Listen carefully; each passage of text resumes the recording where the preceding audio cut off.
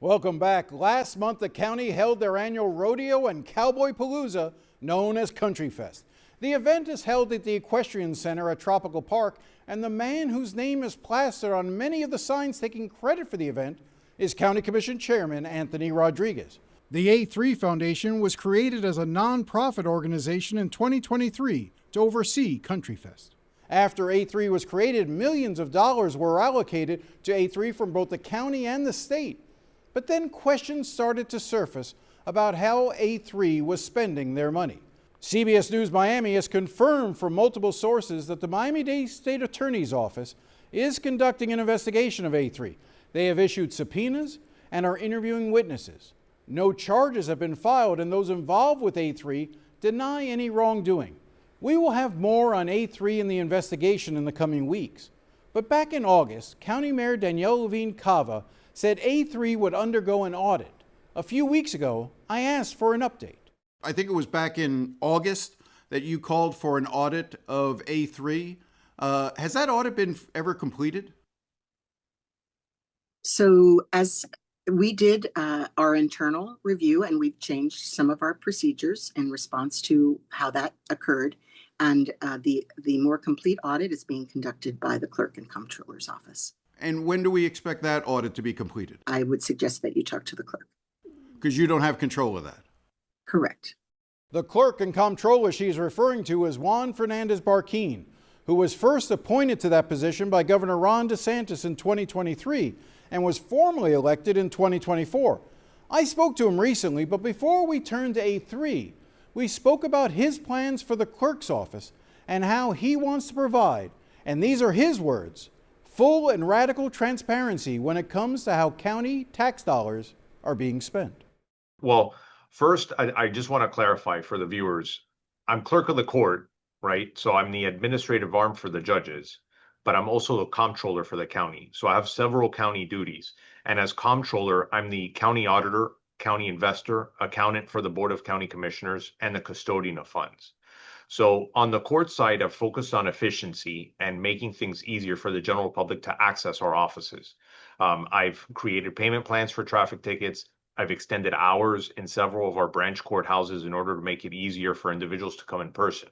As far as the comptrolling function goes, what I envision is basically creating full and radical transparency for the residents of Miami-Dade County in the form of a dashboard, which is something that we've been working on, and we hope and we expect that before the end of the year we will be able to show that to the residents of Miami-Dade County, because I strongly believe that they, above all, as residents of this county, deserve the information and deserve to know how exactly the county is spending their funds. I think that from a public standpoint, having an office that is there to do the oversight, and I want to talk to you a little bit about that oversight. And I know that in conversations with you previously, you said that it's taken some time for you to build up and actually hire auditors, because that wasn't really a function that was taking place before. Talk about how you are staffing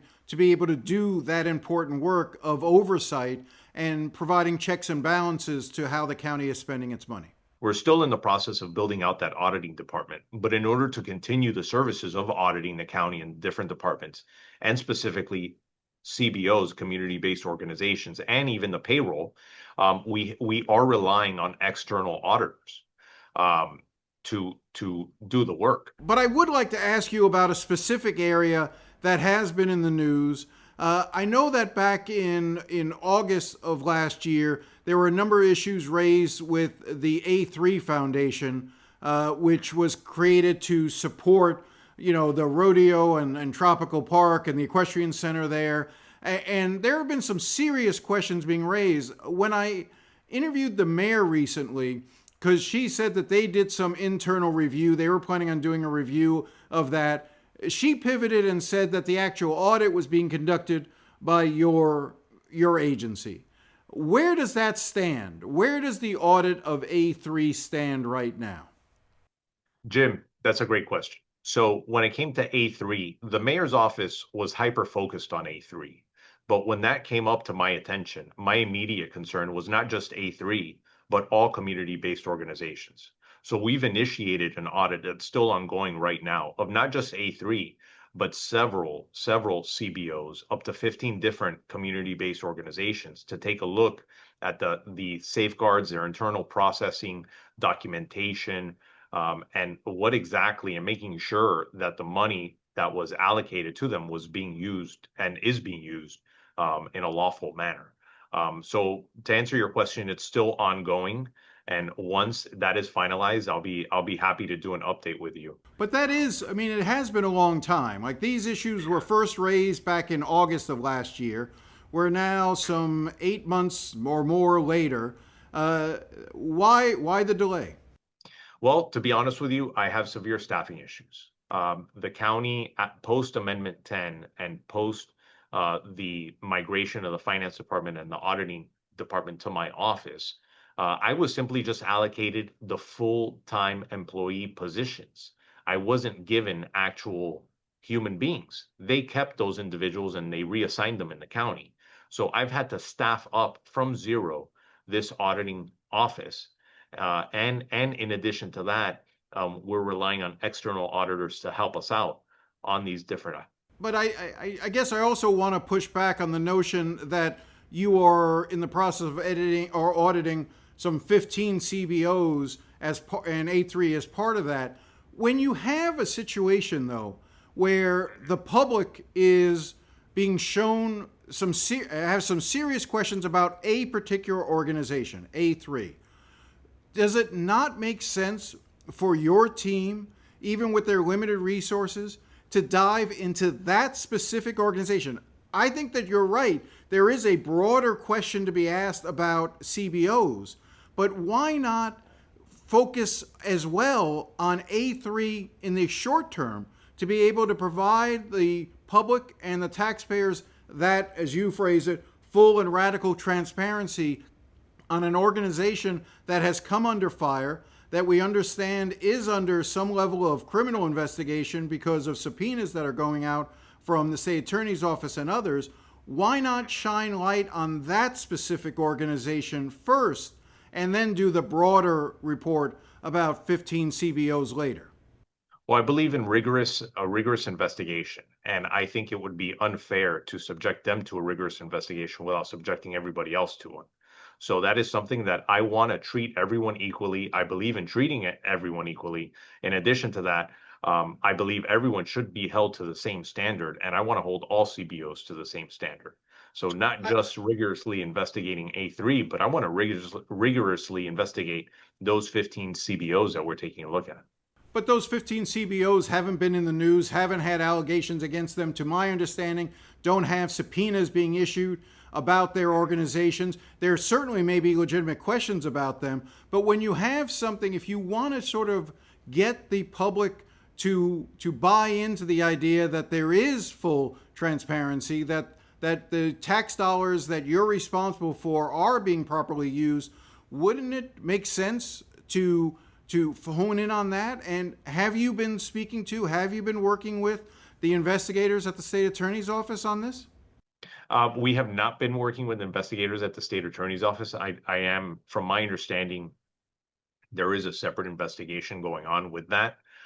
We're just strictly conducting our own audit on our silo, and with the results of that, it will be a public record, and we'll be glad to work hand in hand with the state attorney's office if they want to. And I want to be very cautious with this, but I do want to give you a chance to comment on this, because the chair of the county commission, Anthony Rodriguez, I believe you and he are close friends. I know that you and he came in as freshmen together in the State House and worked together in Tallahassee closely. Are you concerned at all that there may be an appearance of a conflict of interest in your ability to hone in on A3, and that there are some who may view that your reluctance to just drill in on A3 and A3 alone for right now may be because of your association and your friendship with Anthony Rodriguez? Well, I can assure you that my loyalty lies with the residents of this county. That is my number one concern, and that is who I represent here. I can understand why someone could potentially see or view this as some sort of potential conflict of interest, but I can assure them that I do not have a conflict of interest on this. I want to, as an attorney, barred in the state of Florida, in the District of Columbia, in the state of New York, I believe in upholding the law. And the law for me is above all what matters, and also representing the residents of this county. So, and like I said before, I believe in radical transparency, and that's my goal. So even though I do personally know Anthony Rodriguez, I also personally know all the county commissioners, and each one of those county commissioners are tied into these CBOs also. So I mean, this is something that if you say that about Anthony, I mean, you could potentially argue that with other county commissioners. But that is something that I am hyper focused on treating all of them equally, and showing the results of the audit. Last question on this. Have you spoken to the chairman about your review of A3 and the other CBOs, but particularly about A3? No, it would not be proper to do that. I mean, as this audit is ongoing, all I can say is that it's ongoing. Do you have an idea of when it might be finished? I do not at the moment.